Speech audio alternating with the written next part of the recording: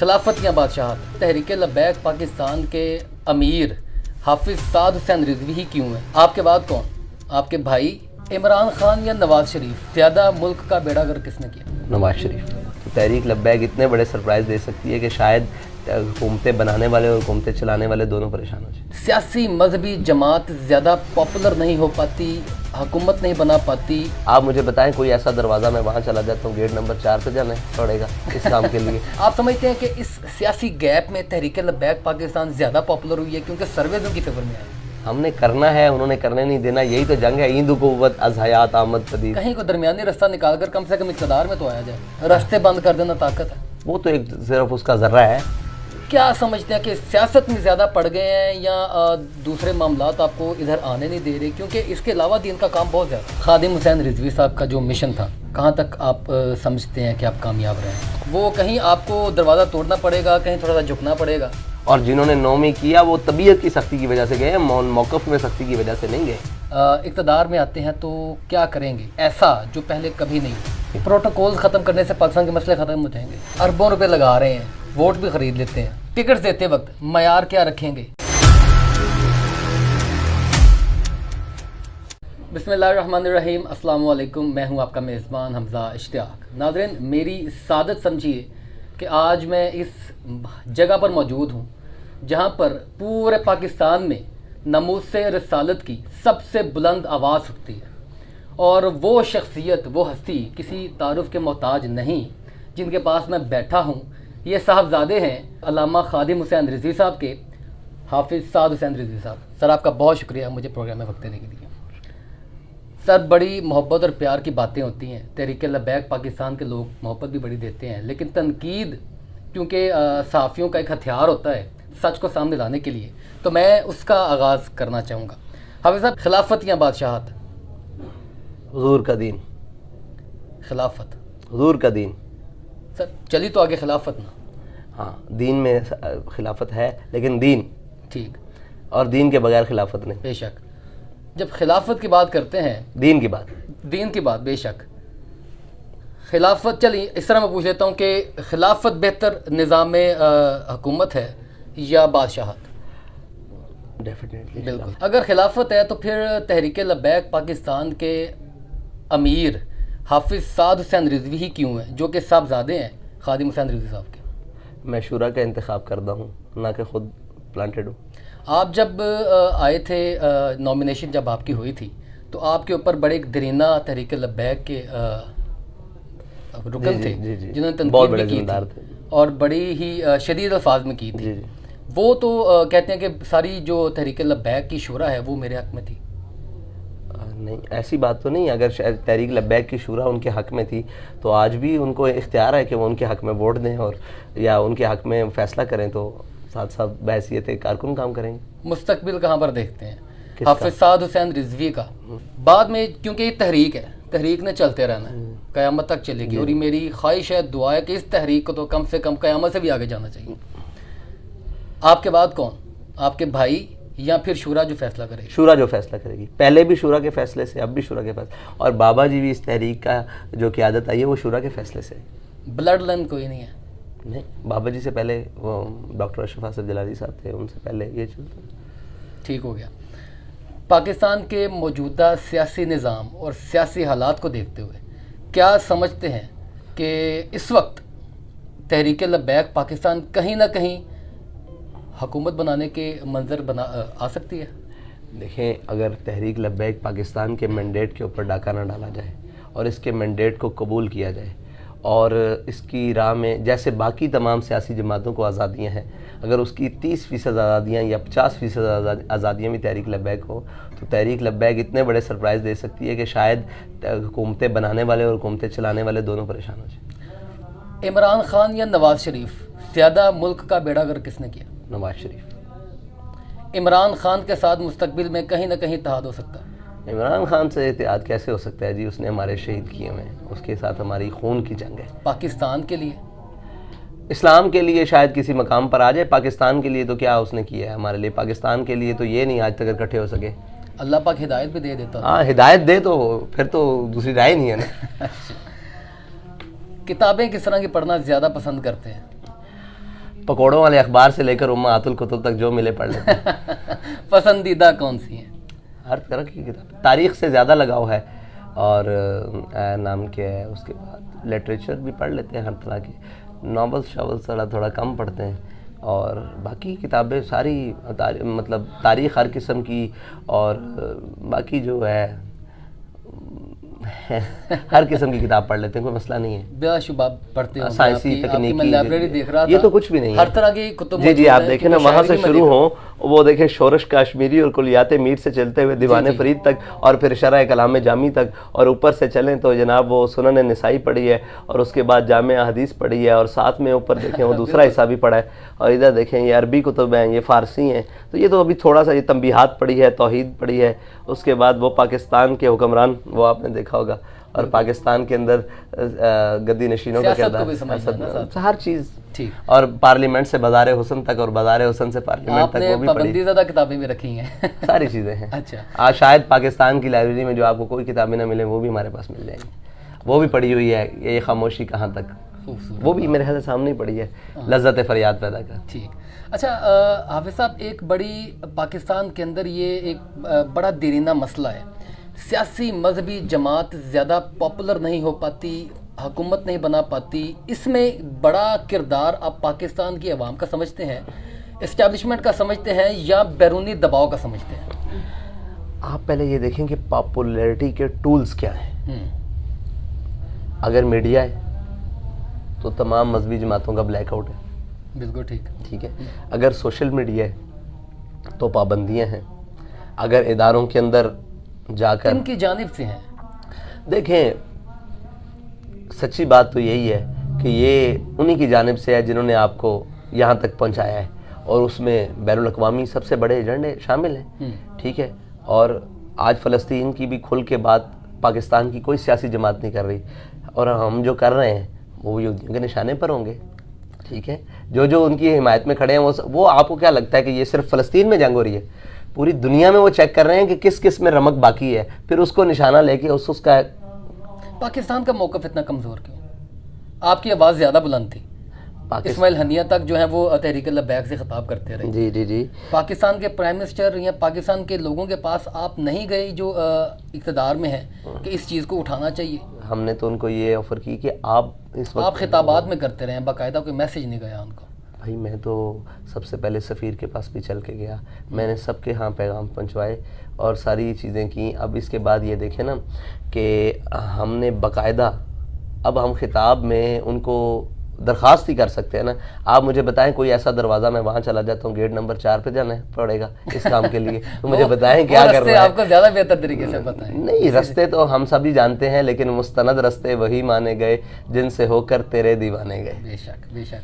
अच्छा हाफिज़ साहब, इस वक्त पाकिस्तान की जो सियासी सूरत हाल है, इसमें एक सियासी जमात का बहुत ज़्यादा वोट है, लेकिन उसको पाबंद सलासल कर दिया गया, बिहाइंड द बार्स है, उसका वोटर बहुत ज़्यादा है, उसकी कैंडिडेट नहीं है। आप समझते हैं कि इस सियासी गैप में तहरीक लब्बैक पाकिस्तान ज़्यादा पॉपुलर हुई है क्योंकि सर्वेज उनकी फेवर में आए हैं? सर्वेज तहरीक लब्बैक के फेवर में आए? नहीं, इस गैप में भी यार देखें ना, स्ट्रगल भी है। नवाज शरीफ से का दौर ले लें, 17 का ले लें, उसमें भी हमने हर किस्म का तशद्दुद बर्दाश्त किया, मुश्किलात बर्दाश्त की, और फिर आप उस दौर से लेकर इमरान खान का दौर ले लें, और उसमें आप देखें हमारे साथ आज तक जो जुल्म और सितम हमारे साथ हुआ है, किसी जमात के साथ हुआ है? आप समझते हैं? बिल्कुल नहीं हुआ।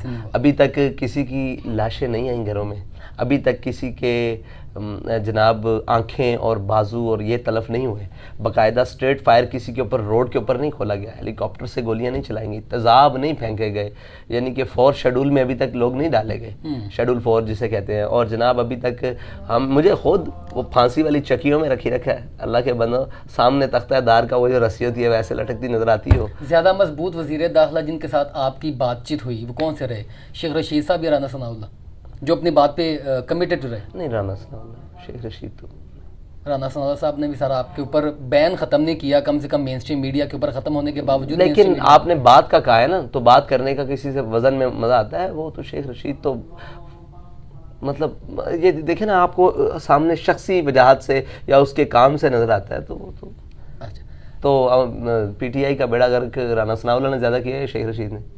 तो आप उसी से अंदाजा लगा लें। बिल्कुल, किसी का नहीं कह सकते, जो करने वाले हैं वो नहीं कह, हम तो कह सकते हैं ना, हमारे एनालिसिस है कि देखिए अगर आप बनिस्बत पीटीआई को नुकसान पहुंचाने वाले राना सनाउल्लाह बेचारे ने क्या पहुंचाया, जो पहुंचाया शेख रशीद ने। ठीक है, तो इसी तरह ही हुआ है ना, फिर बनिस्बत उसी के वही बेहतर था उनके हक में।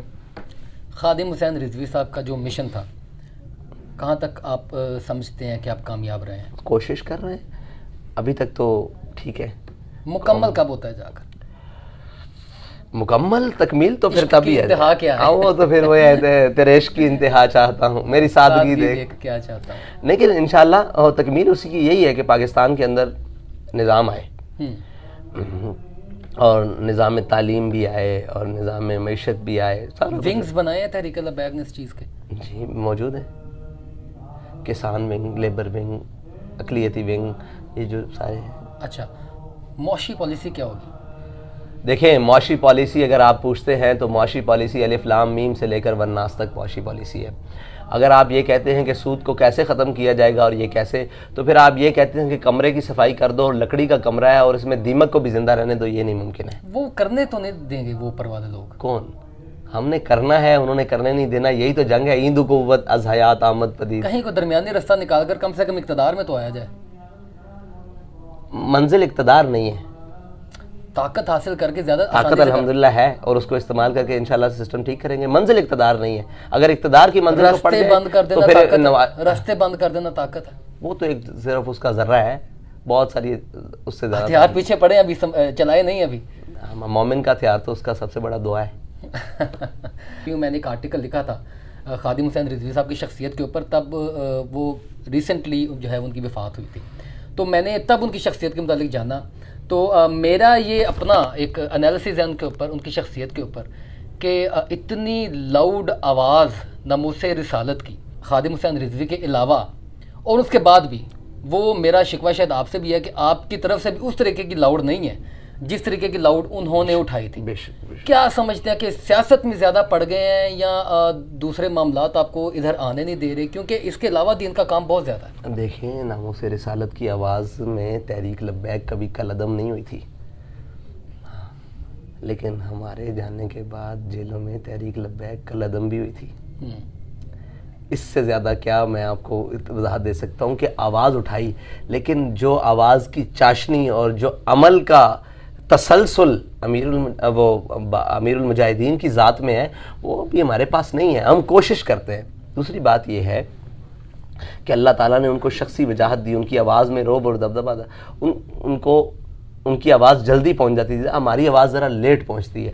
आप ये समझते हैं कि नामूस रिसालत ख़त्म नबूवत की आवाज़ में फ़लस्तीन में आपने खुद ही कहा कि पाकिस्तान में सबसे मजबूत आवाज़ हमारी उठी, लेकिन वो है कहाँ? मीडिया पर, सोशल मीडिया पर, किसी के दुकान पर, कान पर, किसी के कान। साहब, इतनी ताकत रखने के बावजूद मेन स्ट्रीम मीडिया क्यों ना लाएं? वो क्यों नहीं तहरीक लब्बैक को कवरेज दे पाता?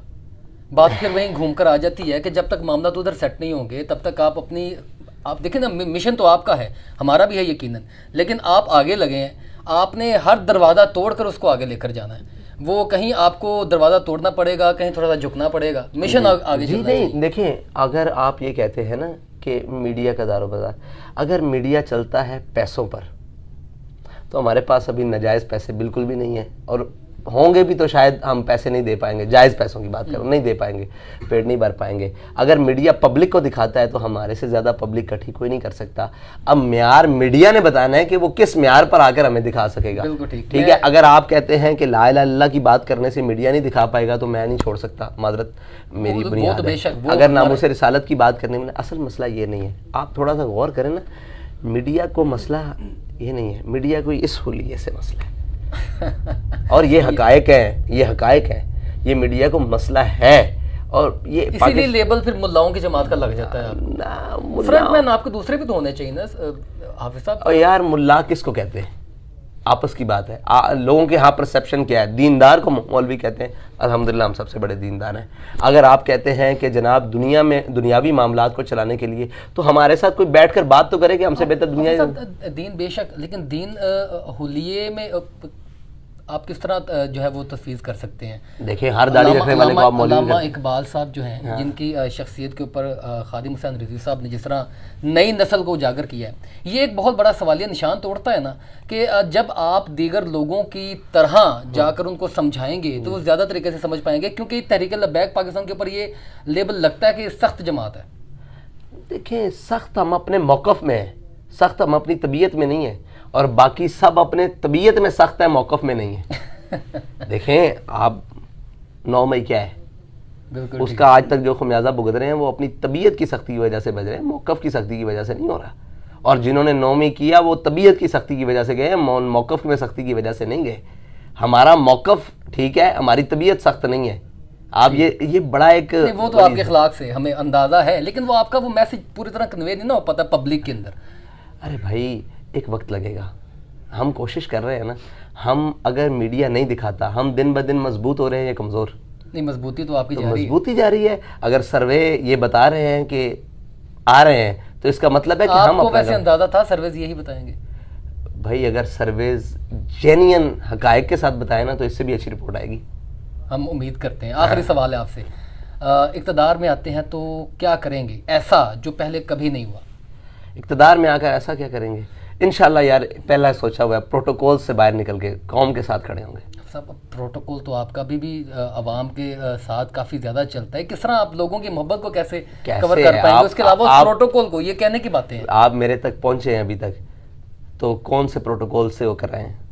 वो तो आपकी मोहब्बत है, हम आपके मेहमान हैं। आपसे पहले आने वाले, शायद आप रास्ते में थे और आपसे पहले आने वाले आपने बाहर देखा होगा, मुझ तक पहुंचे हैं, कितने प्रोटोकॉल्स उन्होंने फॉलो किए? प्रोटोकॉल्स खत्म करने से पाकिस्तान के मसले खत्म हो जाएंगे।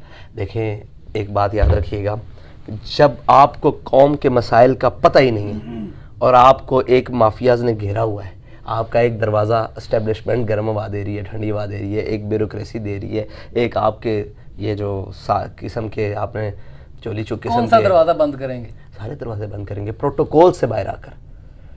पब्लिक, देखिए मैं सबकी बात सुन रहा हूँ, लेकिन पब्लिक की बात पहले, पब्लिक के मसाइल पहले। मेरे आका मौला ने फरमाया, कौम का सरदार कौम का खादिम होता है। हमारे यहाँ उल्ट चीज़ है, कौम का सरदार सबसे बड़ा कौम का बदमाश होता है। ठीक है। और इकबाल ने कहा है, सरवरी दरदीन माँ खिदमत करियस्त। इकबाल ने कहा हमारे यहाँ जो दीन का तसव्वुर है, सरवरी का, बादशाहत का, यानी हुक्मरानी का तसव्वुर जो है, हुक्मरानी का, बादशाहत का नहीं, हुक्मरानी का तसव्वुर जो है वो खिदमत है। और कैसे? अदल फ़ारूकी और फ़क्र हैदरी, फ़ारूक आज़म का अदल और हैदरी फ़क्र। ये बातें नहीं है भाई। आज भी हम सारी क्लीनेस होने के बावजूद तहरीक लब्बैक पाकिस्तान की वो वाहिद इलेक्शन कमीशन में रजिस्टर्ड जमात है जिसकी सिक्योरिटी मुकम्मल है तमाम फंडिंग्स में। हम पर इल्ज़ाम लगने के बाद मिल चुकी है आपको? क्लीन चिट मिली नहीं है, अल्हम्दुलिल्लाह हमने अपने अमल से साबित किया है। हम जिससे 10 रुपए भी लेते हैं वो भी जाके बताते हैं भाई इससे लिए, इससे नहीं लिए, इसने दिए हैं, इसने अपना नाम शो किया, इसने नहीं शो किया। तो इस मटीरियलिस्टिक इलेक्शन में किस तरह मुकाबला कर पाएंगे लोगों का? ये जो अरबों रुपए लगा रहे हैं, वोट भी खरीद लेते हैं। ये तो फिर कौम को अपने ज़मीर को देखना पड़ेगा। मुकाबला मेरा नहीं है, मुकाबला ज़मीर का जाग रही है। ज़मीर तो कौम का जागा हुआ है, कौम के ज़मीर का मसला नहीं है। कौम के ज़मीर का मसला नहीं है। कौम में इकबाल ने कहा ज़रा नम हो तो ये मट्टी बड़ी ज़रखेज़ है, साकी बड़ी ज़रखेज़ है। यार देखो, हम हमारी हालत देखें ना, हम इस हालत में, आपको ये लगता है कि हम आने से पहले तो यही लगता होगा ना कि वहाँ पता नहीं क्या सिस्टम होगा। आपके सामने फ़कीराना अंदाज में बैठे हुए लोग आ रहे हैं, मिल रहे हैं। अगर लोग इस हालत में हमसे प्यार कर रहे हैं और इतने इतने बड़े जनाब 50-50, 30-30 साल पार्टियों वालों को मफाद अपने छोड़कर हमारे साथ मिल रहे हैं, तो कौम के अंदर दम है। कौम को पूरे हमारे सिस्टम में ना कोई 50 बंदों की ज़रूरत है, बड़े बड़े लोगों की। हम 25 करोड़ में से 50 बंदे नहीं दे पा रहे। यार आप क्या बात करते हैं? टिकट्स देते वक्त आखिरी सवाल, क्योंकि फिर काफ़ी कर ले आप सवाल के इखलाक की वजह से मैं फिर जुर्रत ज़्यादा कर लेता हूँ गलती के साथ। नहीं कोई कर ले। टिकट्स देते वक्त मयार क्या रखेंगे? देखें, टिकट देते वक्त मेयार हमारा सबसे पहला तो ये होगा कि नज़रियाती आदमी हो। उसके बाद दूसरा ये होगा कि वो इलेक्शन के ख़र्चे भी बर्दाश्त कर सके, क्योंकि इलेक्शन एक अच्छा है। फिर उसकी बात है कि उसकी शख्सियत में वो दम तो हो कि हम जिसको अपना नुमाइंदा बनाकर भेज रहे हैं वो कम अज़ कम बात करने जानता हो। और हमारी कोशिश यही है, नए आने वाले लोग भी हो सकते हैं। बिल्कुल है। या आप ये क्राइटेरिया नहीं रखेंगे यार ये मेरे साथ बहुत पुराना है, तहरीक के साथ चलने वाला, ये ज़्यादा प्रायोरिटी? देखें, इसमें मैं आपको खूबसूरती बात बताऊँ, इसमें हम 33% तकसीम करेंगे। अच्छा, ये कोटा रखा आपने? नहीं ना, ठीक है, हमने नए आने वालों को भी जगह देनी है। अस्साबिकून अल अव्वलून कुरान भी कहता है, ठीक है जी।